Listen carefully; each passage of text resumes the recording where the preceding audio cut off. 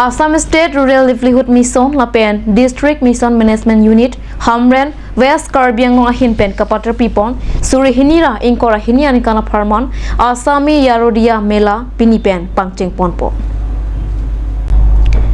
Labangso sayang dengalong manpeng alhisar po manpen lakhain koi boy thalangso LAC MLA Rupsing terona hin pensi kang puponjia lamdong Lapen Karbi Anglong Autonomous Council EMs lapen MAC atom setame kachetong dunjia lamdong Halapu District Project Manager Dr. Midula Thakuri District Function Export Social Mobilization Institution Building lapen Capacity Building Cheratin Teron District Function Export Skills Prakash Kispota District Accounts Manager Mary Mirdan Bepi Lapen Soteng Block Mission Management Unit Block Project Manager Rupsing Timung Chinthong Block Mission Management Unit Block Project Manager Cheklang Ronghang Amri Block Mission Management Unit Block Project Manager Mirlong Terang Rongkhang Block Mission Management Unit Project Manager Deep Duty Pokher Lapen Block Coordinators Lapen Block Accounts Anparta Management and Information System Manager Block Pli NRLM along Asai Kiatum Chelang Pet Pen West Karbi Anglong alokido la Block Pli Asar Help Groups atum Kesoi Kerot Kepir Kethak Ke Kisom Ahormu Chojor Cholang Lapen Kapeklang Ponja Phansi La Swasa Yang Deng Kibipon Pasi Nilituma Perangke Jasoneng Hyangno Than Patinidon Assam State Rural Livelihood Mission under the Ministry of Panchayat and Rural Development alang litum isi instruction pilo Assam Mangbong doan stami Durga Puja aprang self help group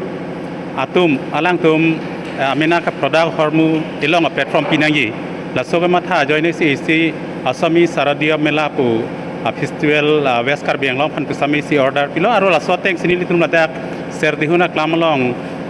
pathik ponlo ladak pinangan hormu bangi ke soy ke red han pi ri self help group atong borong la suarlo tum aramena kasonse hormu ko pipima la hai hormu si jorpo la pen ladak kadu gabe West Karbi Anglong long ke litum block flibag do la so sar pimaratum okaryang atum alang litum ang sipati dun po kadu gabe ladak thongkebra hini ba ka dukan doji la songbong pen departmentally hel la phan bustami tum letter pido emergency